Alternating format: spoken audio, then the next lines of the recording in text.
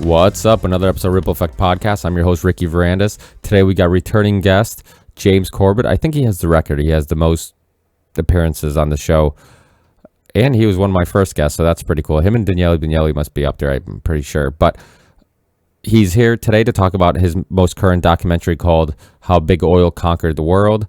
It's an awesome documentary, and it really goes into just the importance of this story and how it interlocks with so many other things like medicine and education and influence so many other things. So definitely check it out. It's on YouTube. It's also on my playlist. I think I've told you guys before, on my YouTube channel. You can just search the Ripple Effect Podcast and you'll find it. And I have a playlist that is just called documentaries, and you'll find it on there. And some of James Corbett's other documentaries, like the one he was on last time to talk about Century of Enslavement, a documentary about the history of money in the Federal Reserve. Very interesting podcast, very interesting documentary, so please check that out. And also in that playlist, I also have a documentary called Pumped It, which is really good. Shows a story of a guy who, with few modifications, made a car get 100 miles per gallon. Shows some history of a bunch of other people, engineers and people who've come up with a better, more fuel-efficient way of designing the engine. And I think it's quite clear that technology has been suppressed, but definitely check out those documentaries. Also, go in my archives, check out the documentary I did with John Brackett, who is a automotive engineer, and he was in the movie Pump, which is available on Netflix, so definitely check that out. And also remember to subscribe to the YouTube channel, RV36, and follow me on Twitter.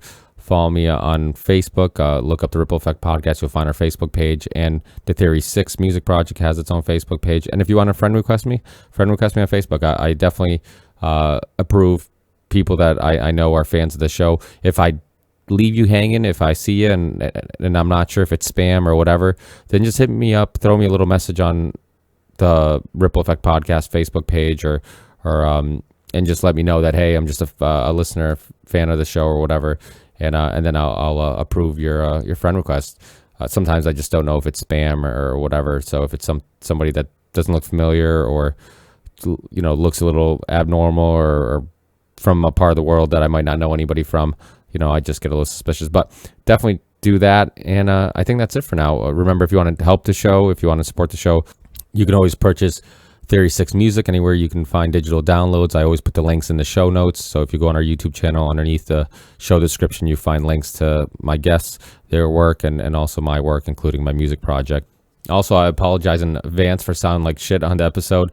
It's Thursday, April 7th, and I'm recording the intro now, but we did the show Monday, and Monday I really felt like shit. I really didn't sound good, and I didn't feel good, and hopefully you guys didn't pick up on any of the coughing, or the microphone didn't pick up any of the chewing on a cough drop or whatnot, and hopefully I didn't sound dumber than I usually sound because of being sick and a little under the weather. So hopefully it's still tolerable, and you guys enjoy the show. James Corbett's always a pleasure to talk to. It's always fun because I think on a lot of other shows, he's such an informative guy. People like to extract as much knowledge and information from him as possible. But on my show, I also like to kind of see a side of people that you might not see or might not hear on other shows. So I like to kind of bullshit with people. And the fun thing about James is he's been on the show quite a few times, so we're quite comfortable kind of bullshitting and talking.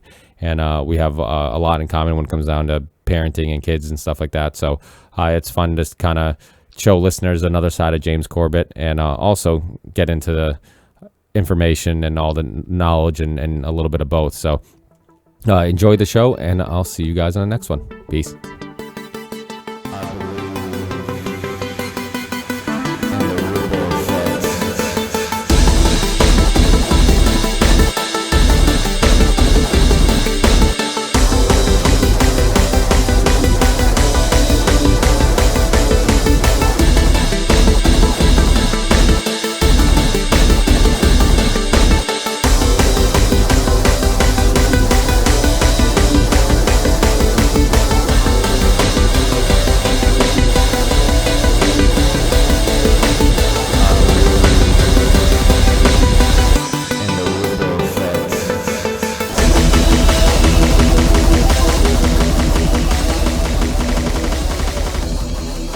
Hi, Ray. How you doing? Yeah, hey, what's up, James?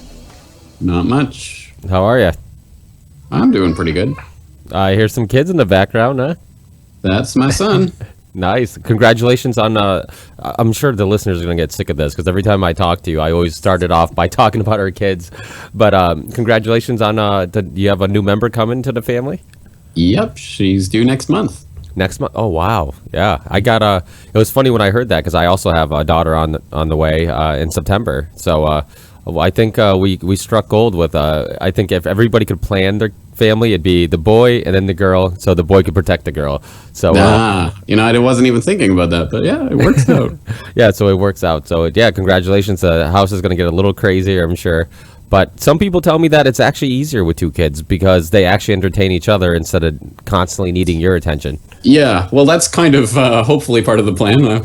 Seems like he might be a bit lonely and he needs some children attention. So yeah, and he loves babies. Every time he sees a baby, so it's like, oh, it's so cute. Yeah, that's how my son is too. He seems to really like kids, and I was kind of worried about that because, when they're little and when eventually they start going to school or whatever, you're always worried about how they're going to interact. And so I always try to do my best to have friends over who also have kids and be around kids so he's comfortable around them. But he seems similar like your son. Anytime we go to a grocery store, we went today, and like anytime he sees a little kid, he's like staring and trying to like get their attention. So I'm like, okay, this is a good sign. Hopefully, they get along.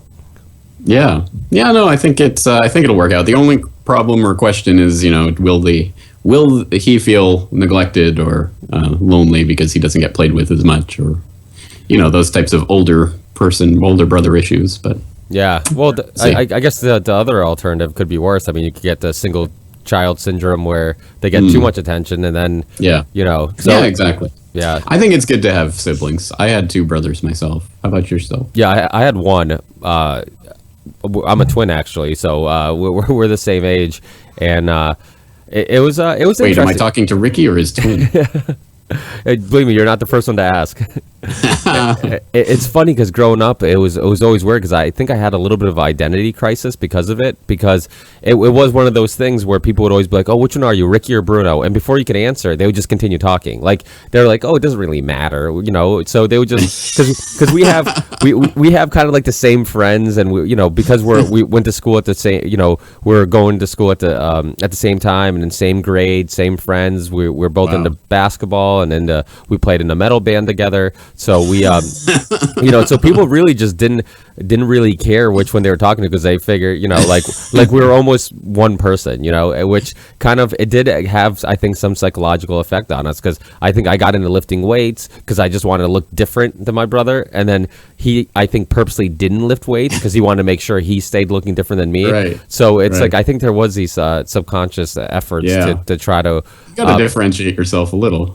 Yeah, I mean, and it's funny because so many people would be like, "Oh, it must be so awesome being a twin," and I'm like, not really. I'm like, maybe certain things I guess could be cool, but for the most part, you really do kind of go through like this identity crisis of you never feel like you're your own person, and so it was a little difficult. I mean, when we're kids, we look at pictures when we're kids, and I don't know which one I am, and it's kind of a weird feeling. I remember when I got married and the slideshow had pictures. I told my wife, I'm like, Gina, we got to put pictures with both me and my brother because I don't know which one I am, and I feel weird if there's a slideshow of my brother at my wedding. So I'm like, so it was funny going through the pictures and having to put both, pictures with both of us because I thought like I don't know. I'm like I don't feel comfortable knowing I'm doing a slideshow of my brother at my wedding. So let's do pictures with both. It would be weird, but probably no one else would know. You're either, right. Yeah, so that's and it's funny because my dad swears that he knows which one we are. So like every other week I'll ask him, like I'll grab a picture, like, "Hey Dad, which one am I in this picture?" He's like, "Oh, you're obviously the guy on the left," and I'm like,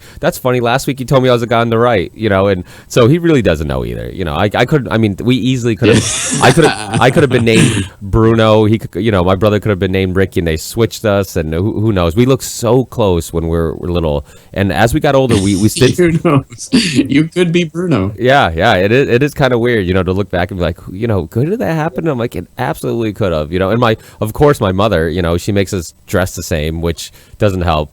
She dressed us the same as long as she could, so that that didn't help. The second we could buy our own clothes, we never shopped at the same place again. So it I guess if you're a parent, I can understand. Oh, right. It's just easier to buy two of the same thing, but it is I think as I can understand why it would happen, but I guess it could cause a psychological problem. Yeah, it definitely does. But so let's get right into it, because this documentary, which got some more credit on the. My friend here in Japan has twins, and it always. Oh, was it lagging? Is that why there's a delay? But yeah, no, continue with your Sorry. friend. No, it's okay. Continue with We have your a friend. huge lag here. We have a huge. Yeah, lag. apparently. I don't know why. Usually it's not this bad. All right. So It's working now. Okay. you're talking about your friend has twins. I was just going to say my friend here has twins, and it always amazes me that he instantly and no problem can differentiate them. He knows who's who, which I guess is not a big deal for him because he lives with them and there is children. But for me, it's always like I don't know. Well, how do you know? Yeah, well, that's how it was with us too, because people who were around us enough would know the little differences, Right. and and people who weren't, the first time they looked at us, they had no idea, and as time went by, you would know, maybe it was in the manner we talked. Maybe we would use a little different language, or we would describe something a little differently. But even our voices on the phone, we kind of sound alike, so that made it hard too. So yeah, it was. It was weird, because I was glad that our close friends could tell us apart, because that made it a little better. But it was weird for many other people, even my parents, when I would call them. I'd have a full conversation with them, and before I hang up, they're like, "Is this Ricky or Bruno?" And I'm like, "We just talked for an hour," and it is funny, but I guess if there's anything cool about it, it's the fact that you do get to grow up the same age, and you have if you have similar hobbies, you have the same group of friends, and so that was always pretty cool, just to do that. But we butt heads a lot too because of it, because we're very different in many different things, and I wonder how much of that was by design. Like, we purposely try to be different. Like, if somebody liked something, then we would try to like something else. If he really liked a band, or I really liked a band, we always made sure we didn't, like, our favorite bands weren't the same band, or our favorite player wasn't the same player, if we were watching. Wait, you sport. play guitar? What does he play? He plays drums. Ah, there you go. Yeah, we're the. So you're already differentiated. Yeah, the Portuguese Van Halen over here. Alex and Eddie, but yeah. So yeah, it was. I think that was on purpose too. Just us trying to play different instruments. I think we whoever picked up an instrument, we would have definitely not picked up the same one. So yeah. So there's definitely pros and cons to it. I think it does for other twins out there. I feel your pain, and then you always get those silly questions of if he gets hit, do you feel it? Or if, that we do get those. It's funny because we actually do get those questions. And Not seriously. no, seriously, we do. People ask us those questions because I don't know who's spreading. I don't know who's spreading this info. It's G.I. Joe. I swear to God, I remember the G.I. Joe cartoon. There was Tomax and Zaymot, and they were identical twins. And if you hit one, the other would feel the pain. Oh, I wonder. Oh, that problem. I wonder. I vividly remember that from when I was a kid. I remember watching I thought that G.I. was Joe. so cool, that idea. Yeah, but it's funny, we do get that question. I'm like, so yeah, if Bruno hooks up with a girl, yeah, the next day I give him a high five. I'm like, oh, she's a keeper. We don't have to say anything. I'm like, what? How does that doesn't work? It's not like I know what's going on. The only thing I can say is because you're around each other so often, I can see how similar to like a parent and their child, you would know when something. The timeline isn't right. Like, maybe they didn't call you when they usually do, or they didn't show up somewhere when they usually do, or there's something out of the ordinary, and you'll pick up on that. And that's because you're around each other so much, you kind of know each other's tendencies and habits. And I could see how that can be confused with having these superpowers but that's the only understanding I would have of where people come up with this. And I think some people have actually told me that they've met twins that are like that. And I'm like, I'm sure, and I'm sure they were abducted by aliens, and and they saw Bigfoot. These are some interesting twins, but but yeah. So it definitely, it's funny you laugh because it's actually a very common question. I've met other twins and they get asked the same thing. It's so weird. There is something magical and mystical about twins. Well, I guess if you're doing studies on like nurture versus nature, it's like the perfect. It is, isn't it? Yeah, it's always used. Identical. I remember I had a friend in when I was in Ireland studying there. I had a friend who said once that he wanted to have twins so he could do experiments on them. Well, yeah, like you said, it is the perfect experiment, and you're right. They have. I've read studies about them using twins for that type of thing, and so that is interesting because we do have identical DNA, at birth, and so it does make sense using that and kind of seeing what has a bigger influence, the DNA or the And I think it's probably a little bit of both. I mean, what's your opinion on that? Well, I think the thing that they're starting to discover and get information for is that environment actually starts to affect the expression of your genes. I mean, it's not just that you are programmed, and it's not just that you are completely what the environment is. It's that they interact with each other. And then there's neuroplasticity, whereby your brain actually changes itself. Directed focus of your attention can actually change the wiring and the structure of your brain, which is, there's some pretty amazing things happening on the cutting edge of this type of science, but I'm not a scientist, so maybe we shouldn't stray too deeply into that. Yeah, no, I hear you. But it is amazing how little we still understand about things. I mean, just, I always use the example, the placebo effect. Like, we all understand that it exists. It's more than just a theory, it's reality. But we still have zero understanding of it. We have very little understanding of how it happens, how you can give somebody a fake, knee operation, and because they see some surgical, stitches, all of a sudden they feel better. And I think they've done that with, they've cut people open, not actually done anything, just cut them, and they felt better. And so it's, and I don't know if you're familiar with that.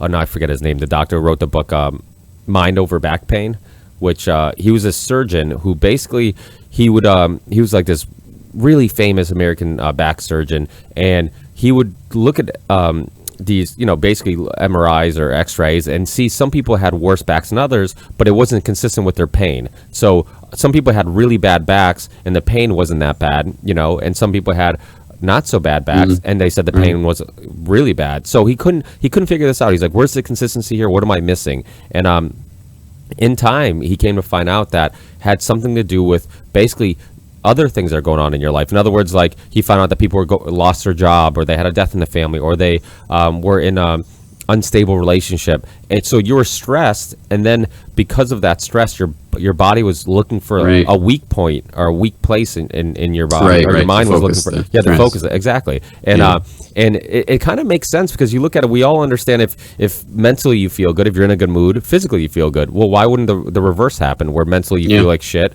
then physically you feel like shit? So it absolutely makes sense. And they've done studies even with like hospital settings, where outside the windows they've seen people who try to recover in situations where they just see more building, and then people who are recovering where they see nature and flowers, and people consistently recover faster. So, and I think it is something. There's something to the anxiety you get of being in a hospital and knowing you're there, and maybe just seeing nature. Yeah, I must admit, every time I walk into a hospital, I just hate the presence of being in the hospital. It's such a horrible, sterile, disgusting environment. You feel sick walking into it, You do, yeah. I don't know how people work there. I just constant. I'm sure eventually, you end up becoming immune to it, which, I say. I guess you get used to it like anything, but yeah, it is just such a horrible presence. But I wonder how much of it you're actually turning off some natural instinct of, like, you look at people or surgeons who are cutting people open. I mean, just seeing all that stuff, like, I feel like your first instinct when you see blood is to think that something's wrong, and like, you almost have to turn that natural instinct off and become immune. Some people maybe don't have it. I am a bit squeamish. I don't like seeing blood and all of that, but some people don't seem to mind it. Yeah. But yeah, I think on the point of the placebo effect, I think really our brains, our minds have governors that stop us from doing what we are actually potentially able to do. And we see this when there's a parent who has a child stuck under the tire of their car or whatever, and they lift their entire car up. This little 100-pound woman lifting a car up to get the baby out or whatever. In those types of situations, your brain switches off all the governors, and you do whatever you are physically capable of doing. But generally speaking, in day-to-day life, people aren't capable of that type of thing. And I think that's what, to a certain extent, I think that's what the placebo effect is about. It's because you think something has happened. Okay, now I can do this. I can walk on that bad knee or whatever. It's maybe the same or a similar principle to the firewalkers or whatever, that kind of thing. Again, you are capable of much more than you know. It's just your mind is the one that's combating you most of the time. Yeah, I completely agree. Sometimes you hear these stories about people who are trapped in, it's island or trapped in the mountains or whatever, and they cut off a limb to survive. And, a lot of people will be like, oh, I don't know how he did that. And I always say, I'm like, you don't know what you're capable of until you have to, until you're in survival mode and you have no other options. And from the outside looking in, a lot of times I think the same thing. I'm like, I don't think I could ever go to those lengths to survive. But then I'm like, but if I was there and I thought about my family, my children, all these things are going through my head, and I knew I could do something to possibly live another day. I mean, who knows what you would do, the lengths of that you would go to survive, So if you crashed in the mountains with all your friends, who would you eat first? Yeah, yeah, that's Again, you can't really judge those situations until you're in them and you're facing death. It's funny. Me and my sometimes co-host Dave had this conversation recently about about that whole thing about is it morally wrong still, like, is it still considered just a typical philosophy conversation about moral justification of is it still murder if you're in a situation where which one would you eat first, and if you don't eat anybody, everybody dies, and that type of stuff. So it is funny. I think that's what makes that stuff interesting, is that there's not a black and white answer. Everything is in the gray area, and it's all perspective and opinion, and these type of debates have been debated for centuries, and they never have a conclusion, and that's what makes it interesting, because I don't think there is a right or wrong answer, So, but well, I'll give you a definitive answer once I've experienced that situation. Yeah, you're right. You'd have to. I think those people have the ability to at least address it. Well, if they can't address it, I think I can assume what their choice was. Yeah, good point. That's a good point. The only people who survive to tell the tale are the eaters.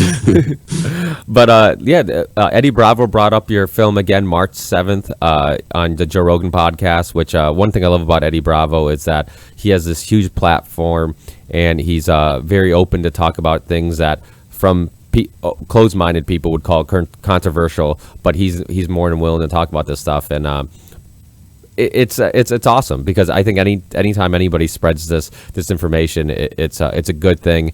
And Eddie's an awesome dude, and I think Joe Rogan's a good dude too. I think he's very open minded, but I think he still hasn't been exposed to enough to maybe be all on board. But one thing I love about your film is that it really is a historical film. It's if people who are listening haven't watched it, it's called How Big Oil Conquered the World. It's beautifully done, and it really goes into the history of it. I mean, there's not much room for debate in the whole situation. And what made you want to focus on the Rockefeller family and big oil and big? I mean, I think after watching the film, you kind of know the answer, because their influence on everything was so great. I'm guessing that was... Yes, that's part of it. But actually, I think the real impetus is not what I've covered in this part of the documentary, but what I'm working towards covering in the next part. Because it's not just, as you've seen in this documentary, I mean, they do have their influence all over in so many different things that you would never expect if you've never looked into this history. But it's also, to me, what is more worrying is that now, at this point in history, the same families, the same people, the same groups that were at the foundation of the oil industry and that made it into what it is, are abandoning the oil industry. They don't need oil anymore. That's not the key to what this is about. They're starting to, move on to the next thing. And it's the next thing that worries me more, because like so many other things, like the Federal Reserve back in 1913, the people were begging for a central bank to save us from the bankers. So what do the bankers do? They go out and front run that, and they make their own central bank that they control. And I think we're seeing similar things with this. Save us from the oil industry. Oh, don't worry, they're already working on it. Well, that's the thing I always worry about. Anytime something becomes popular, or the people ask for it. I mean, even organic foods, for example, it always makes me nervous, because it's like, well, now everybody's getting in organic foods, and it's not like those initial companies that did it because they really believed in it. Now big companies are jumping in because they think they can make money off it, and then it makes you wonder, like, okay, well, can I trust that their product's organic? So it's same thing with marijuana. I mean, marijuana at one point is going to have a huge lobbying firm that pushes for marijuana rights, and then who knows if they can get corrupt and what they could become. So when things initially start, it could start for the right reasons, and then eventually, as it becomes more powerful, who knows? And that is kind of scary. But with the Rockefellers, I think the really interesting part of David Rockefeller, because you hear a lot of people talk about David Rockefeller, but the fact that you went into the history of his father. And, we talked a little bit about nature versus nurture. Well, look at the influence he had on his life, and look at who nurtured him into who he was, and probably had a huge impact on why he became who he was. And for people who aren't familiar, I mean, he was a snake salesman, changed his name multiple times. What can you give a brief history on David's father? Right. So David's father was John D. Rockefeller, and John D.'s father was William Rockefeller. That's right, yeah. So David's grandfather was this William Rockefeller, who, as you say, it's a crazy story, but it's 100% completely admitted. There's no conspiracy theory here. It's in the official, Rockefeller biographies that William Rockefeller, who's the real progenitor of the dynasty in some ways, was this traveling snake oil salesman, literally a traveling snake oil salesman in 19th century New York State. Pennsylvania, New York State, New York State, yes. And he went town to town, swindling people in a variety of different ways. Sometimes, for example, he pretended to be mute, and he carried around a chalkboard and, wrote things like, "Oh, I need, can you spare a dime," kind of thing. And we got money from people that way. He had all sorts of little tricks and scams like that. Apparently, he was roguishly good looking, so he managed to, philander his way around the countryside. And he never stayed long enough to feel the consequences when people found out about his tricks. So that was literally John D's father, David's grandfather. And he was not just a scamster, although he was certainly that, but he was also not only a philanderer, but a rapist. He was accused of raping a girl in Cayuga, and eventually ran away from his family and changed his name from William Rockefeller to William Livingston. He was often known as Big Bill or Devil Bill, and one of the famous quotes about him is that he said that he likes to cheat his boys every chance he gets because he wants to make them sharp. So in many ways, I think that story explains a lot about the psychology of John D. and then down through the generations from there, the sort of founding ideology of the Rockefeller clan.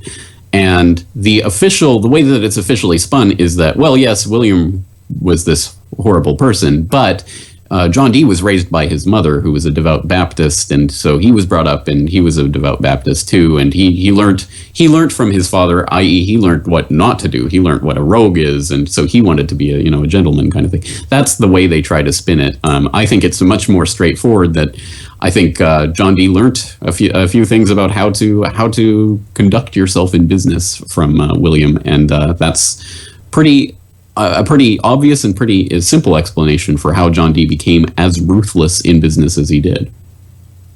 Yeah, and so it's amazing because, again, your documentary does go into everything else they influenced, but initially, obviously it was oil, and it was amazing that people don't know this, but Henry Ford, not that he was a good person, but he was interested in, I think he said that ethanol was the future of fuels. Basically, he was, at that time, people were experimenting with a bunch of different things. They had electric, eventually they were experimenting with electric cars. They really didn't know what was the eventual choice, right, for the future of vehicles, for transportation. Oh yeah, that's completely true, and that's the part of the history that most people don't have any clue about. The fact that it wasn't always the internal combustion engine running on gasoline. That was by no means set in stone. As you say, there were electric cars. There had been electric vehicles of some sort around since the 1830s, and the first commercially available electric car was sold in 1884. By 1897, there was a fleet of all-electric taxis taking people around London. And you can see the pictures of this. It was an established and working taxi fleet that was there in London. The world land speed record was set around the turn of the century by an electric engine, not an internal combustion engine. And at the turn of the 20th century, 28% of all the automobiles in the United States were electric. So there was, significant competition, we'll say, for what was going to be the standard. And as you say, also, not just electric cars, but ethyl alcohol was, again, there had been working engines and around since the early part of the 19th century. And seriously, by the turn of the 20th century, there were some viable alternatives. In fact, there was a U.S. Navy Geological Survey report that was released in 1908, released in 1909 perhaps, but there were tests that they did in 1907 and 1908 that was looking at the fuel economy of alcohol engine versus gasoline engine. And they found, although there is a lower heat value to when you burn alcohol as opposed to when you burn gasoline, the higher compression ratio of alcohol engines made it completely offset that lower heat value, so that they were fuel economy equivalent. You could get the exactly equal fuel economy from either alcohol or gasoline, which is why a lot of the early engines, including the Model T, were designed to be run on either ethyl alcohol or gasoline. There was literally a switch you could flip on the Model T and you could put either in the engine. So, and Henry Ford was a big booster for ethyl alcohol. He thought that was important for a couple of reasons. Not only because it worked as a fuel, but because of what it represented. He told the New York Times, and this was in the 1920s, long after really the idea of the alcohol engine had pretty much been worked out of the system. But he told the New York Times, the fuel of the future is going to come from that fruit like that sumac out by the road, or from apples, weeds, sawdust, almost anything. There is fuel in every bit of vegetable matter that can be fermented. And I think that's the real reason why the idea of the development of an alcohol-based engine just could not.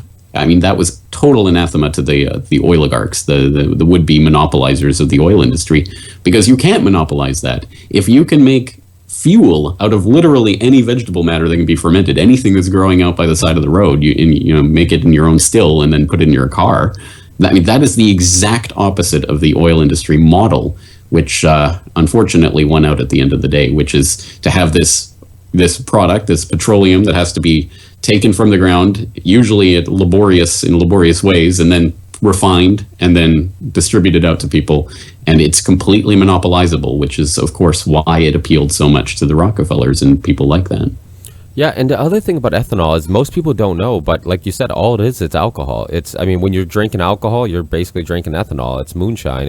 And anything that has sugar, anything that can ferment into alcohol can be made into ethanol. And the cool thing about, well, you see it now, these badges on cars that says flex fuel. I have a pickup truck that says flex fuel. A lot of people don't know what it is. They just think that, okay, doesn't this mean it's better for the environment? But they don't even know that unless you put the ethanol in there, it's not doing anything for the environment. And the cool thing about these flex fuel cars is that you can put any mixture of any two. You can put 50-50, gasoline, ethanol. You can do any mixture you want, any ratio you want, 100% of either one. And but the crazy thing is that any car can do that. I had this guy, John Brackett, on, who he's an automotive engineer who was in the documentary called Pump, which is on Netflix now. But he broke down how with a computer, basically just a little computer, hook it up to your car, any car after 96, because I think that's when they finally had the plug-in for it.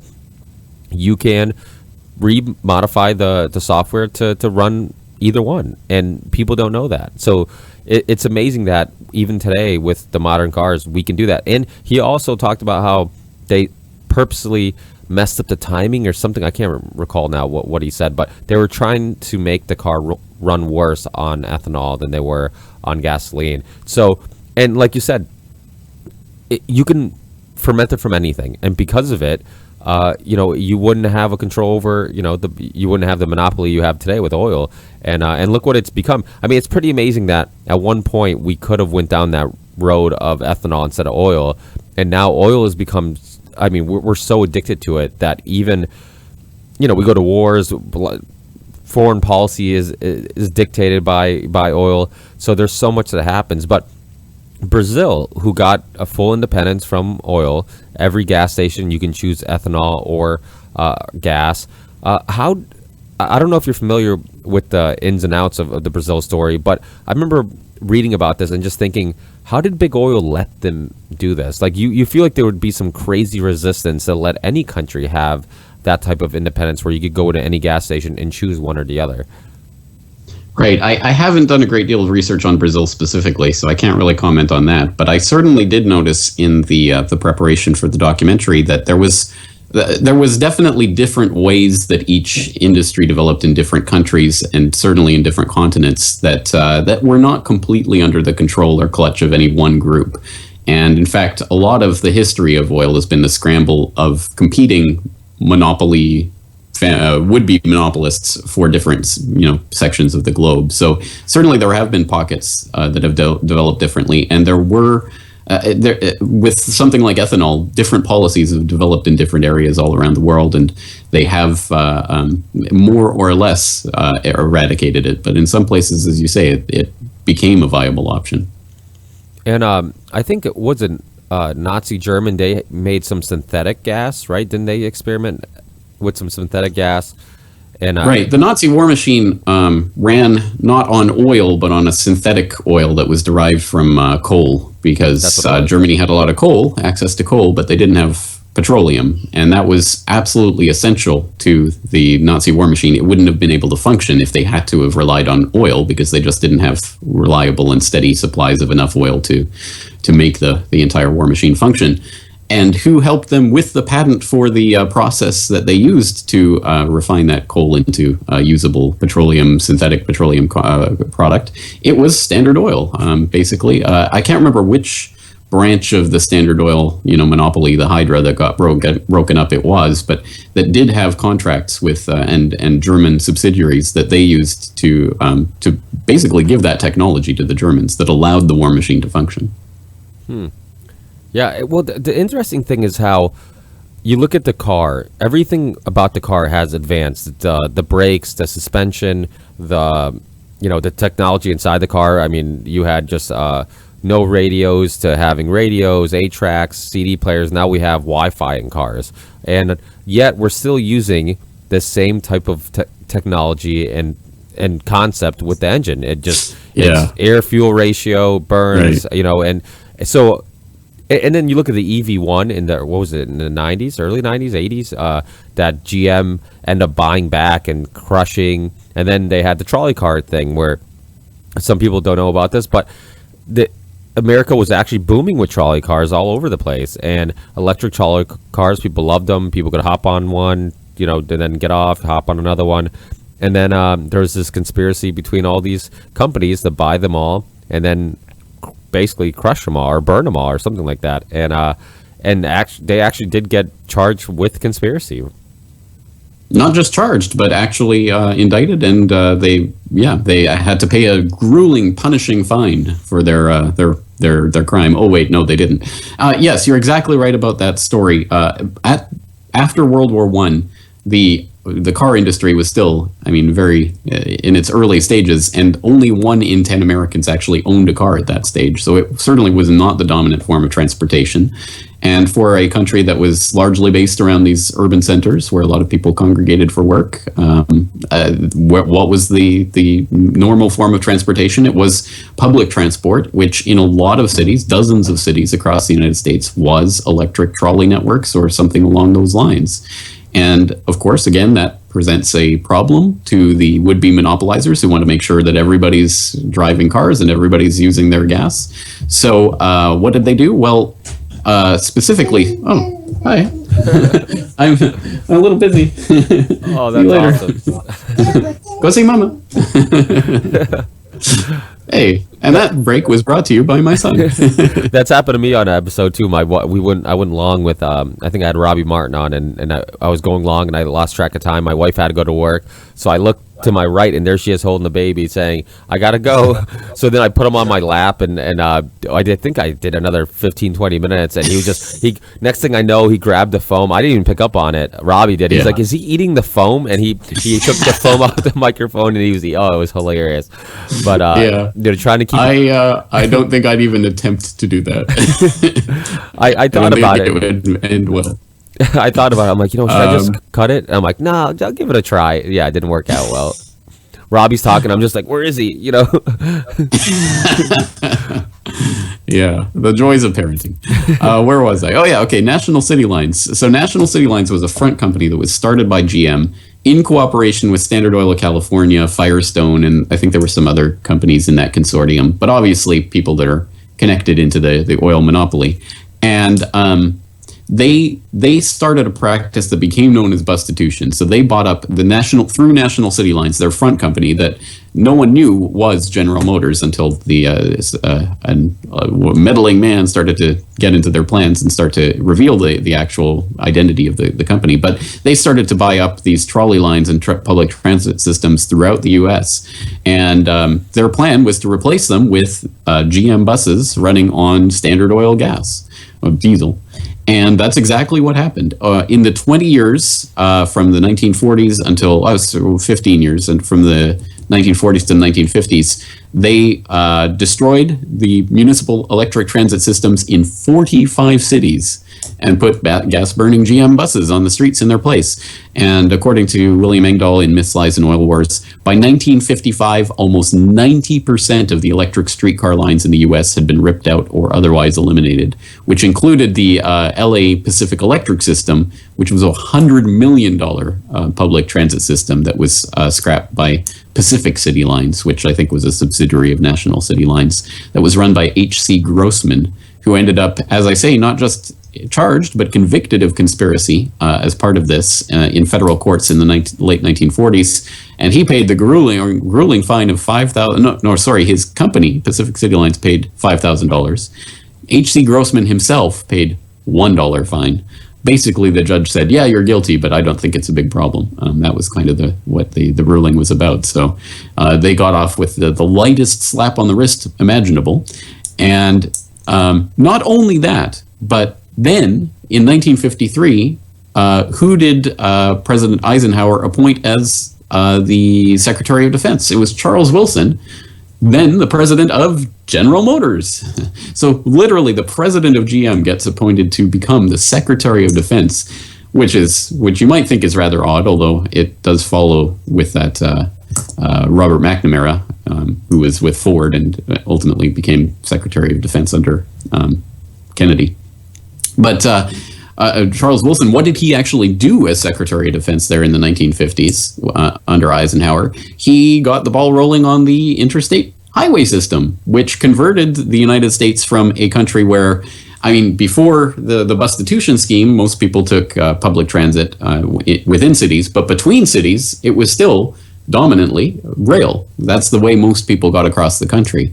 There wasn't a highway system, and there wasn't a huge amount of car ownership until that bustitution started going. People started getting cars, and then you get the federal interstate highway system put in under Eisenhower, under the president of GM as Secretary of Defense, who coordinated the whole plan. And between 1945 and 1964, you see an 84% decline in rail travel in the United States as it gets replaced by people driving cars on the highway. And probably the craziest part about this is that now, when you think of American culture, it is car culture, of course. Yeah, everyone, it's the fascination with the car, the love affair with the car. This is what people talk about when they talk about American culture. And yet that's not like it just grew out of nowhere. It's not like it's just part of the fabric of the United States geography or something. It's because it was part of a coordinated plan to demolish the alternatives. And unfortunately, that plan worked beautifully for the monopolists. And even the diesel engine was designed to run off, was it vegetable oil or peanut oil or some type of natural oil, right? Maybe. It definitely was. Your word. It wasn't designed to run off the fuel that most people would relate the diesel engine with, diesel fuel. It was designed to run off vegetable or peanut oil, something like that. When I had John Brackett on, I also have a good friend of mine who he works on cars, but his full-time job, he's works for this firm that does alternative energy. So he's really familiar with this stuff. So I had him on the show to talk about this. And he's a big diesel engine guy. And he talked about how the diesel engine was initially designed until even today, with very few modifications, can run off peanut oil or vegetable oil or either or. So right, I'm just looking it up right now. Straight vegetable oil as a diesel fuel. Yeah, and there's biodiesel. Yeah, interesting. So so even that was not designed to run off, oil, and now we need oil to even make diesel. So Yeah, I mean, it seems like they did a really good job just getting everybody addicted to it. What's your opinion on like what Tesla is doing, or Elon Musk, I should say, and you know, him trying to change the market? And I mean, obviously he's fighting some big guns, and I love how I hate the fact that I drive a GM. I love some of their cars, but it pisses me off because every time I read something, GM's always like, you know, they're the ones who are trying to assassinate Ralph Nader. They're the ones who were trying who were part of this trolley car conspiracy. They're always in the middle of this shit. You know, they're the ones who crushed all the EV ones that were very popular, the electric car. They just, I mean, and then obviously I think it was last year, that recall that they refused to acknowledge, and then a handful of people died because they didn't want to replace some little part on a car. So I mean, it drives me crazy. If Teslas were much less expensive, I would definitely look into getting one. But Elon Musk, I mean, are you a fan of his? Do you like what he's trying to do with the car? And I mean, Well, look, I get what people's concern about this technology is in a number of different ways. I mean, when you look at electric cars, they don't make economic sense. If you're looking for the cheapest way to run it, it's still the internal combustion engine because of the infrastructure that's been created around that and the way that the market is developed. So I get that that it doesn't make economic sense at this point. And when you look at ethanol, I mean, I get that people say, well, you're converting farmland into growing, you know, vegetables to ferment. So this is, I mean, it's raising food prices. And so I understand those types of objections. And but I think that the way that this should have, could have, would have developed in a more parsimonious universe, to use a phrase, would be that to have the alternatives there as an alternative, as something that takes that sort of monopoly position away from gasoline.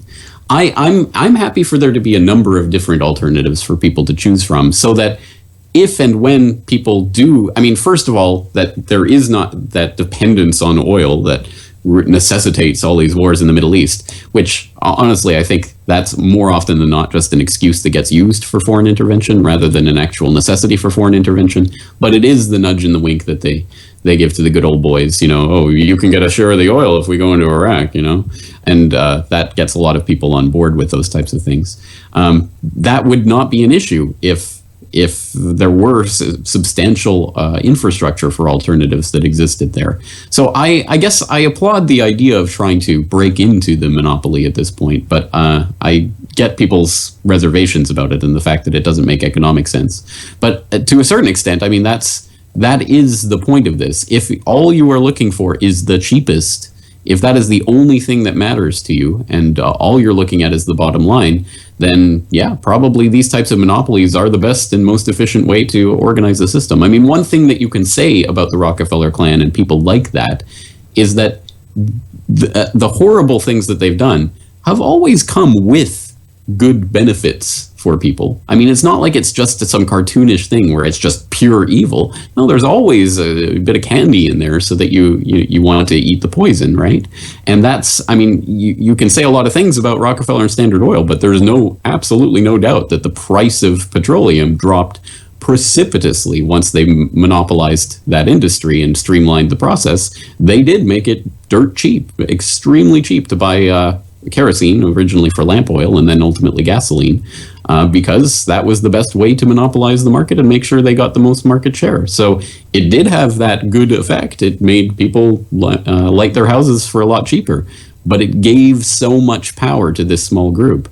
And that's the point. If all you care about is the bottom line, then you're going to pay the consequences of that, which is generally giving all your power and all your money to a very small group of interconnected people who are not thinking of your best interests. No, I completely agree. And my goal is to eventually drive an electric car and get some solar panels on my house and be as off the grid as I can be. And but in regards to people talking about ethanol raising the prices of food, I know that there was a group called I think I wrote it down, the Glover Park Group, that basically was paid to start a smear campaign on ethanol and that the price of food's going to go up because of ethanol, because people were looking into ethanol and they needed some way to get people to I guess dislike ethanol. But I believe ethanol is a byproduct of corn feed. And Right. Yeah. Well, yeah. Well, that's what they're using at this point. Again, it could be made out of almost anything, but yeah, corn is primarily what they use. yeah, so it's I think it's one of those things where it's this lack of or they seem like as much as they can they don't want people to be independent. They don't want people to Exactly. Well, let's put it this way. Imagine a society that had grown up with the idea that, of course, everyone has a still at home. I mean, of course, and you just, collect whatever's growing out in your garden and whatever, and you throw it in there and you have a little bit of fuel. If everyone had that, if the infrastructure existed for that, it would be a completely different dynamic. But of course, in the system that we've been engineered into with the industrial farming practices and all of this, our mindset is, okay, so we have to industrially grow this crop for the purpose of creating ethanol. And again, it's a completely different mindset. It's the question of, do you want to do this independently, or do you want some industry that's going to be monopolized by a few people, a few large corporations? Yeah, and this goes into prohibition, which you also hit on, because it makes perfect sense. I remember the first time I ever looked into that and found out that, they had a hand in prohibition. I'm like, that makes perfect sense, because you stopped the production of ethanol, and I think you could still put, they were putting something in the ethanol, right? So you couldn't drink it. Yes. So can you get into that, please? All right. So again, this isn't something that was completely created out of whole cloth by Standard Oil. It was a genuine movement that existed in the U.S. since the 1830s. The U.S. was a particularly hard drinking country.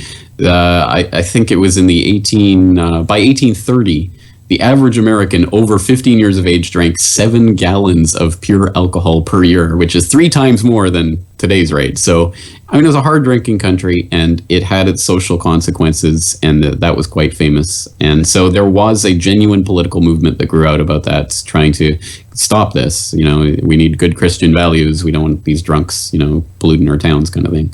So that was a genuine social phenomenon that developed. And by 1869, you had the formation of the Prohibition Party.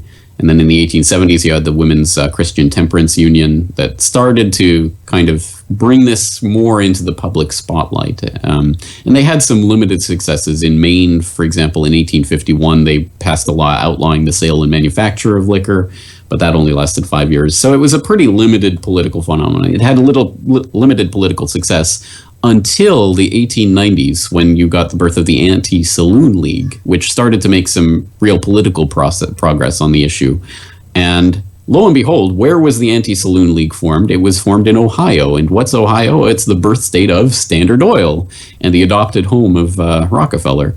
So it turns out not just to be a coincidental connection. The person who founded and directed the Anti-Saloon League was Howard Hyde Russell, who was a close personal friend of John D. Rockefeller. And the Anti-Saloon League received generous annual donations from John D. Rockefeller.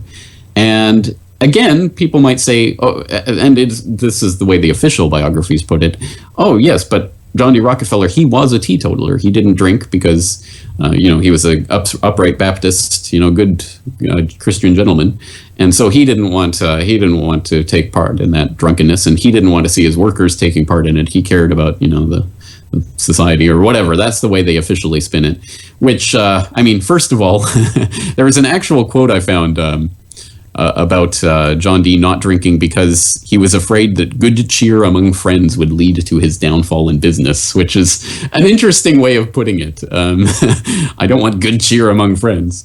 But anyway, any thought that he was doing it out of some moral concern can be dispelled by connections to people like Stephen Harkness, who was a founding investor in Standard Oil. He was a director in the company until his death, so a close business associate of Rockefeller, who made his fortune by finding out about a whiskey excise tax that was going to be implemented. He bought a bunch of whiskey before the tax came into effect so that he could sell it for a huge profit after the tax went into effect. And he made a fortune of that. And that's the fortune that he invested in Standard Oil. And Rockefeller was more than happy to take that kind of money. It's not like he had a problem with the business of alcohol. So what was this all about? Well, it's a tangential connection, and I wouldn't say this is the only reason and the 100% the reason why Prohibition happened, but it seems to be a part of the story that never gets told. Prohibition, of course, did go into effect after the amendment was passed on the back of the Anti-Saloon League's lobbying and groups like that. And one of the immediate effects was that, as you say, ethyl alcohol is a type of alcohol. It can be drunk. It can be dangerous depending, how you mix it and everything, but it can be drunk. So the thought was, well, this is illegal now, so we have to do something. We'll still allow fuel alcohol. It's still legal to produce it industrially for industrial uses, but you have to add something to it to poison it so that people can't drink it.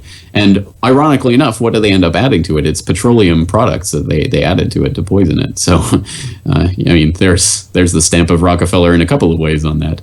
And yes, that actually led to a number of people being poisoned during Prohibition. Which you can read the history of that. That's interesting. The people ended up dying because of these government requirements.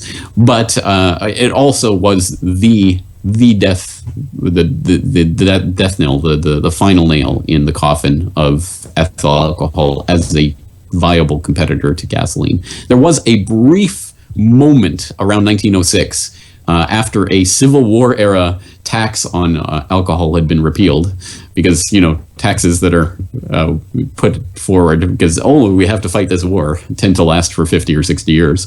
But anyway, so in 1906 they finally repealed this alcohol tax, at least for fuel alcohol and things like that. And so for that brief moment of time, ethyl alcohol was 14 cents a gallon and gasoline was, I think, 22 cents a gallon. So it was actually cheaper to buy corn ethanol than to buy gasoline at that moment. But those tables were quickly flipped as Spindletop in Texas started to come online and gasoline just got cheaper and cheaper and cheaper. So it was already, by the time Prohibition passed, ethyl alcohol was already more expensive and didn't look like it would be able to compete with the steady flow of gasoline. But certainly with Prohibition, that was the final death knell. And after that point, ethanol was only ever used as an additive to gasoline to prevent engine knock and things like that. Yeah, and that is an interesting part of the story, because like you said, it's not the only reason, but it's a part of the story you never hear, and I think that's an important part of the story. I know that they were blaming they were saying that Budweiser and Busch, if you're buying alcohol, it's going to Nazi Germans and and stuff like this, because there were a lot of that at that time. They're all German companies and stuff like that. And America did have a drinking problem at that time. You hear stories about women getting beat up and people going to work drunk. And there's this historian, Thaddeus Russell, who's been on my show. He wrote The Renegade History of the United States, and he talks about how the drunks kind of helped with the 5-day work week, because it's kind of a lost part of the story, the fact that it wasn't just unions, but it was the fact that people were sick of people, working 7 days a week and getting drunk 7 days a week. So they figured if they gave them 2 days to party, they'd come to work sober. And so the drunks get a little credit for that. And but yeah, and at one time, people forget that they didn't realize that people who were drinking alcohol were living longer than people who were drinking water, because the lack of the fermenting of it. They didn't realize that if you boiled water, it'd be the same thing, and you could kill all the bacteria and stuff like that. So there was a reason for it, and for why people started drinking so much and thought it was good for you and all that stuff. But yeah, it's interesting, because it's always interesting how even today, how you can make wine, but you can't make moonshine. You can't grow weed. There's no real regulations on tobacco. So things that are easy to make, or things that you could do at home, there's regulations on. And then things that aren't easy to make, I smoke cigars. You need the perfect tropical atmosphere, and the leaves need to stay, and the tobacco needs to stay at a perfect humidity level, so then they don't crack. You need to roll them on the thighs of Cuban virgins, right? Yeah, yep, that too. And so it is one of those things where it seems like it's, and especially when like our founding fathers were moonshiners, and there's so much history of moonshine, but yet you can't make moonshine. So it does seem like there might be still a link between that and maybe us being not independent, and probably a little bit of the ethanol thing too. I haven't looked into it, but I wonder how much of the not being able to make moonshine has to do with the fact of also not being able to make ethanol. But Oh, I'm sure they'd say it's because it's dangerous. I mean, so many people were poisoned and died, back in Prohibition trying to make moonshine. So that's why, right? But it's always for your best interests. But I think you're exactly right. It is funny how all of these things that represent independence are always the first things to be regulated and shut down. Oh, absolutely. And let's get into medicine, because the other thing that people don't realize is how the Rockefellers influenced medicine. I'm a big fan of natural remedies and stuff like that. I always get homeopathic things if it's for my son, and even for myself, I try to stay away from all medicines. If I can find a natural remedy, that's what I do, and I'm big into that. I've had Mike Adams from Natural News on. I've had Nancy Gabberty on. I've had John Rappaport to talk about CDC whistleblower, who now is getting a lot of steam now because of that movie Vax with Dr. Andrew Wakefield. I don't know if you've looked into that, but if you're familiar with the documentary, but yeah, which is, I'm glad, and I'm glad that people are finally, because this is what I try to tell people, is that the same unethical pharmaceutical companies that have sparked the heroin epidemic in the U.S., because most of these heroin addicts were pill addicts, and then heroin's very cheap and easier to get to. And I've been to 2 funerals in the last, I don't know now, maybe 7-8 months, of 2 friends that had heroin overdoses. And guess what? They started off pills, and you see it over and over again. And which it's funny, again, that no politician has ever talked about this in any debate, or that's we're going through a serious epidemic that everybody can confirm is really exists and really needs to be acknowledged, and yet we're having these ridiculous debates about all these other ridiculous issues, and we're not acknowledging the drug addiction issue we have now and how we're overprescribed. But back to my point before I usually get off my point, but I'll try to stay on track. But my point was that the fact that we can all agree they're unethical when it comes down to that. But then when you talk about vaccines, it's like, oh, no, those are safe. And I'm like, wait. It's the same companies. And it's the same philosophy. It's money over morals. It's not about what's the safest or whatnot. It's about what can make us the most money, and I think the CDC whistleblower story, I think as it picks up steam and people really start opening their mind to it, they realize. And that's the thing, like, I'm not sure if all vaccines are harmful, but my whole point is that when the vaccine courts give out hundreds of thousands of dollars every year and nobody ever asks why, but yet you go to a pediatrician and they'll tell you vaccines are 100% safe. Well, it's like, well, that doesn't make sense, and so it's like, I think parents should have the whole story, and they should be told both sides of the story so they can make an educated choice on what they think is best for their child, and that's my issue with that. Yeah, I agree with that completely. It should, it obviously should be the responsibility of each person to look into it for themselves and to come to their own decision. And it should be the right of each person to come to their own decision on these things rather than having them mandated or otherwise legislated.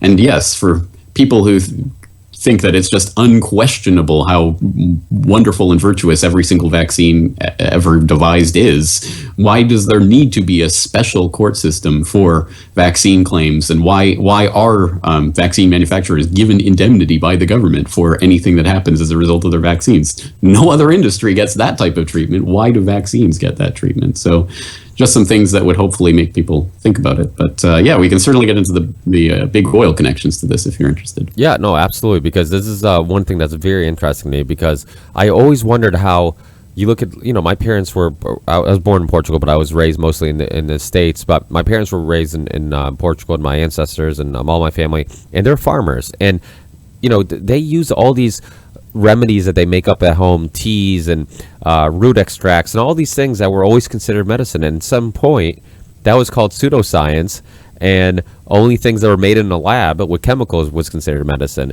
And so how did that happen, and how did the Rockefellers have an influence on that? Yes, again, the key to this isn't to just a direct assault. It's kind of coming in from the side, and most people don't expect it that way, especially when you put it under the guise of philanthropy. It's Rockefeller, when he started to convert his fortune into wonderful money raining down from heaven on all of these wonderful virtuous causes that no one could possibly question.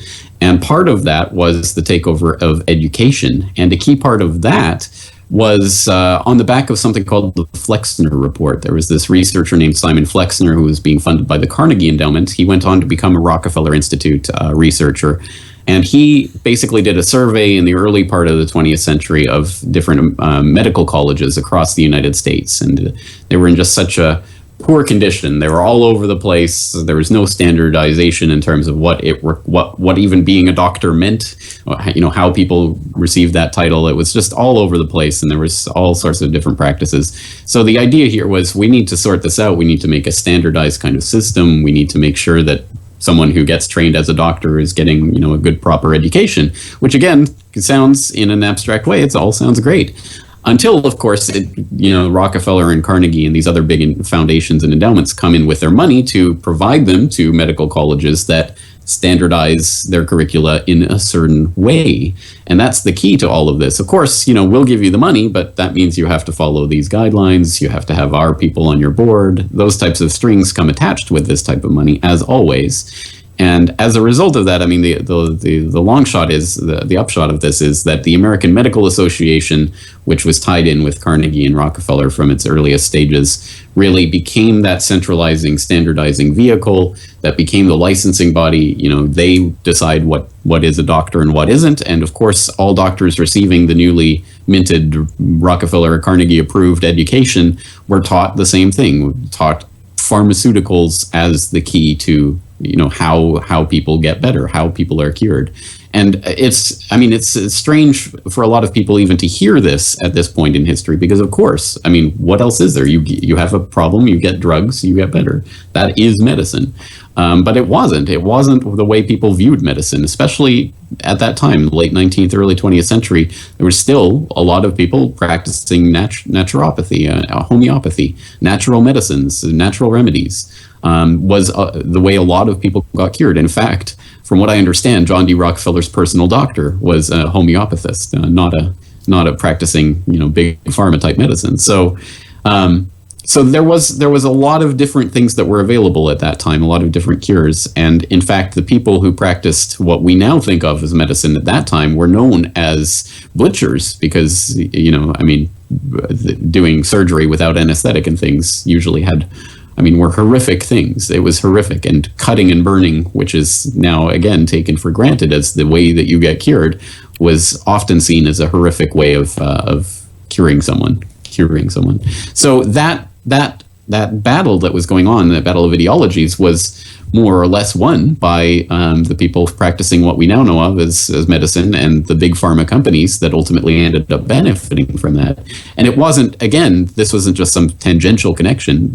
Standard Oil directly had different chemical byproducts of petroleum that ended up becoming pharmaceuticals that would then get prescribed to various people. And I thought one of the most incredible little connections there is that, as we said, John Dee's father, Devil Bill, was a snake oil salesman, literally a snake oil salesman, selling snake oil to people, saying, this is going to cure you of your cancer.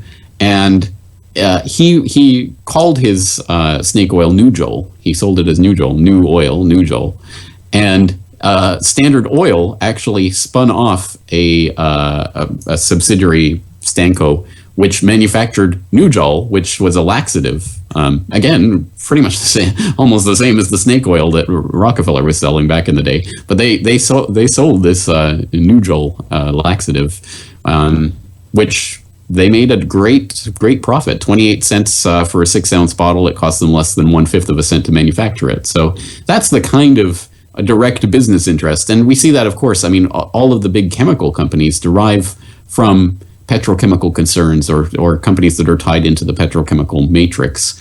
One example that I go through in some length, but there's so much more information out there if you look at the documents that are linked in the transcript for the documentary.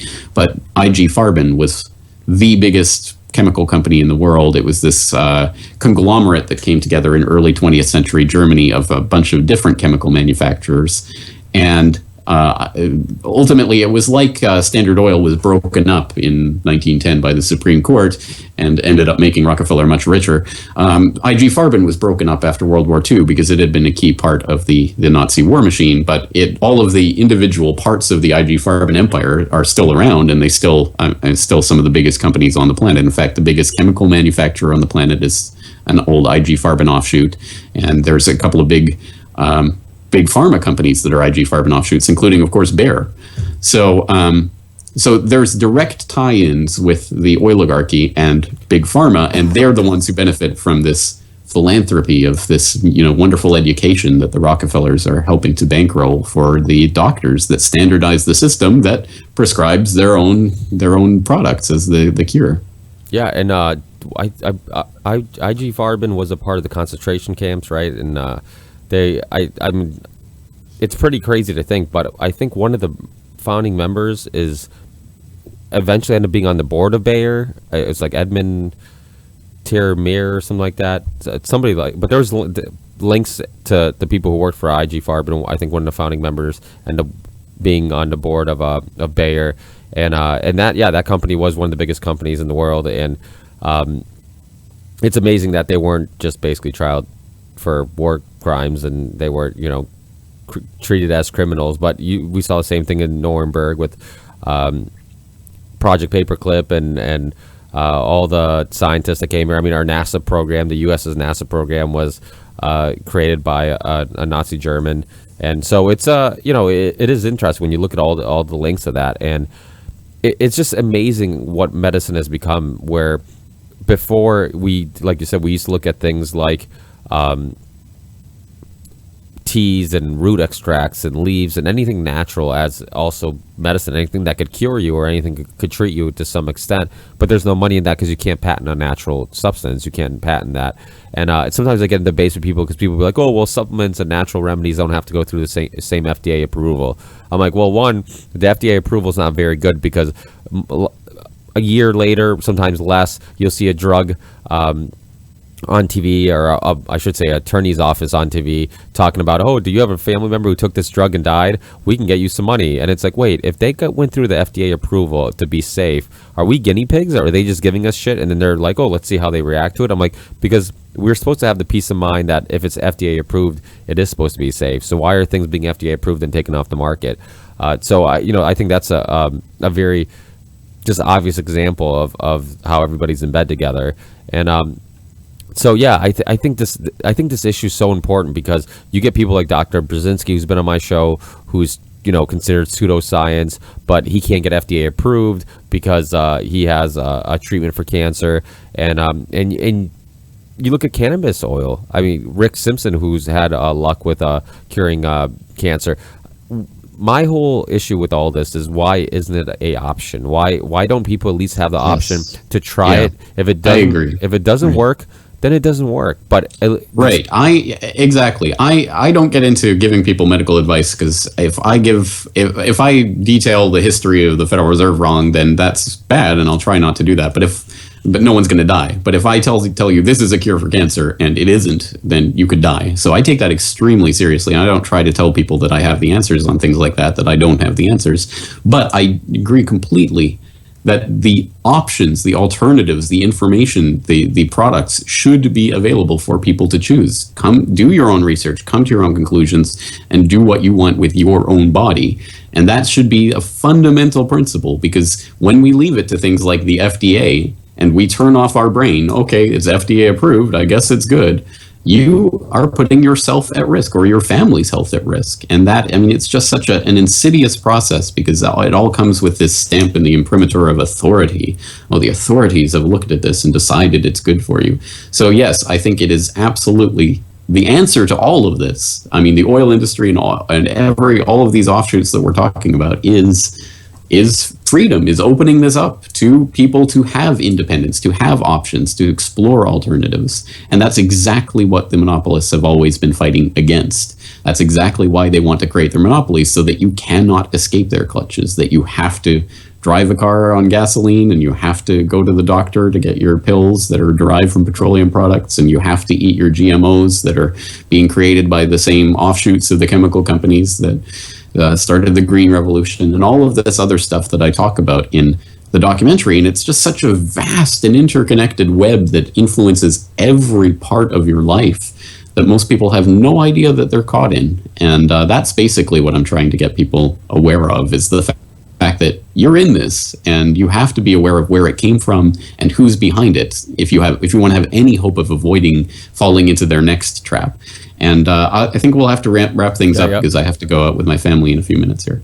Yeah, no problem. Yeah, you're absolutely right. I think people should have the option. People like Suzanne Summers cured herself of breast cancer without chemo and radiation. The same way we made the argument that why hasn't the car evolved, the engine of the car evolved, and everything else has evolved. Well, why hasn't medicine evolved? Because we still have the same three options for cancer: surgery, radiation, chemo, and we spend tons of money on putting together campaigns to help support cancer treatment.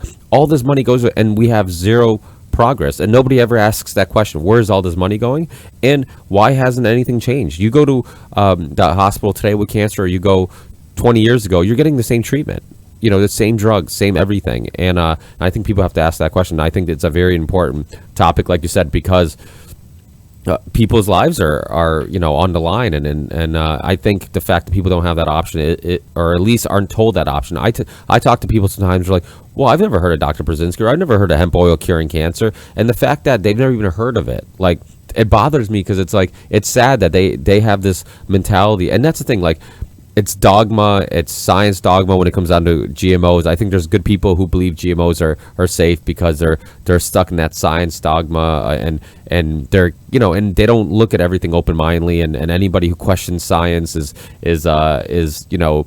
conspiracy theorist or whatever. But you did a great video a while ago on Dr. Cirilini and his French study, and then you did a newer one, which I believe that he ended up getting basically or it got did he rewrite his report, or what happened?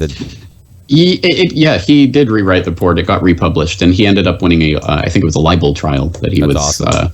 involved in. So yeah, I mean, it's not quite the type of victory we want, but it still is a step towards progress on that front. And it is scary because something like Dr. Cirilini or somebody like Dr. Brzezinski, who's really trying to do something to help society, gets put in this group of pseudoscience crazy people. So, but I won't hold you up anymore because we don't want your son running into the room again looking for you. But any minute now. Thanks a lot, James. I really appreciate it. If I don't talk to you before, I'm sure I probably won't. But if I don't talk to you, then good luck with everything. If you don't get any sleep now, you're definitely not going to get any sleep soon. Oh, it's gonna be fun. Yeah, it's gonna. That's the other thing. I feel like the first time, because I wasn't quite sure what Right. It was a little easier because you're kind of just every day you're like, oh, things are gonna get better, right? But now it's like I know things. I know things are gonna get better. You'll sleep through the night tonight, right? Exactly. Now it's like, no, I know this is gonna be long and hard. Yeah. Yeah. Well, thanks, James. Best of luck with everything, and I'll have you on hopefully soon. Thank you. Thanks, James. Take care. Take care. Bye-bye. Thanks for listening, guys. And two quick things before I let you go. In the beginning, in the intro, I mentioned Pumped Twice, the second documentary I was referring to that's in the documentary playlist on my YouTube channel. It's called Gashole. That's the one that is also about suppressed technology and shows a bunch of different people who have found more efficient ways to modify the engine and get it to run 100 miles per gallon. And also, my apologies for the lack of video episodes. I'm having issues with the software. For some reason, I just stopped recording the video feed from my guests. So I only get my video feed, which is, for my perspective, pointless just to put up that. So I don't know what the issue is, but I'll probably get some new software very soon, and hopefully you guys can get some video episodes. The podcasts are still going up on our YouTube channel, but unfortunately there's no video. It's just audio. So thanks again, guys, and I'll talk to you on the next one. Peace.